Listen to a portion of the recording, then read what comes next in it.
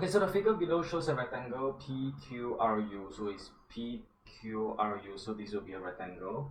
And they said that all sides of the XRSV are equal. So XRSV are equal. Okay, so equal means equal length. Now they're asking for nim and isosceles triangle in this XRSV. Isosceles triangle means that two of the base angles are the same.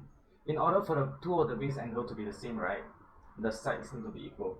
Okay, which means that since they said that all sides of XRSV are equal, so this is equal to this, so therefore this base area is equal to this base area, this is also 37. Okay, so this will actually be an isosceles triangle. So for this one, nim and isosceles triangle, triangle XRS. Okay, now so part A is done. Now they say that for part B, angle QPX over here is 44 degrees bigger than XPU. How to find XPU? Actually, this one is actually very simple. Let's call this angle A and let's call this angle B. I'm going to use model to draw it. Since they say that angle A is 44 degrees bigger than angle B, see, angle A is this bar, angle B is this bar. Angle A is bigger than B by 44. We know that this is a right angle, right? Okay, so this right angle means 90 degrees, right? Total is 90 degrees. So how do you find this one? Very simple, right? You just take 90 minus 44 divided by 2. Okay, so 90 minus 44, this will give us 46 degrees. 46 divided by 2, that will give us 23 degrees. Okay, so this is actually 23 degrees. Now the question is now asking for find PXV, this angle. Okay, so now we have to start asking ourselves, why did they ask us to find XPU? They are asking us to find XPU, right, which is this angle B.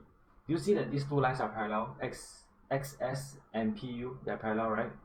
Which means that you see this is actually the internal is the internal angle. This angle plus this angle will give us 180 degrees. Why? It's because it's internal angle of a parallel of parallel lines. So this is parallel to this, right? Which means that this angle and this angle add up to 180 degrees.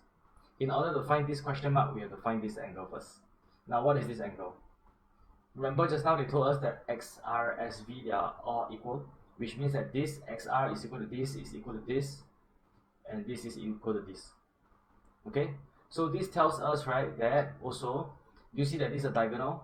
Diagonal is cutting this quadrilateral, right? This is actually a rhombus. Okay, a rhombus or a square. So this is actually more like a rhombus. If there is a diagonal cutting through an angle, right, in a rhombus, the diagonal will split it into two equal parts. Which means that if this is 37, this will be 37 as well. So this is actually 37 too. The diagonal will split the angle apart equally, okay, in a rhombus. So if this is 37, this is 23, how to find this question mark? So remember I told you that this big angle adding on to this big angle will give you 180. So just take 180 minus 23 minus 37. Okay, this will give you your angle PXV. Okay, so what is 23 and 37? This will give us 60. So it's 180 minus 60, and that will be 120. Okay, this is your final answer. Easy, right? Alright, done.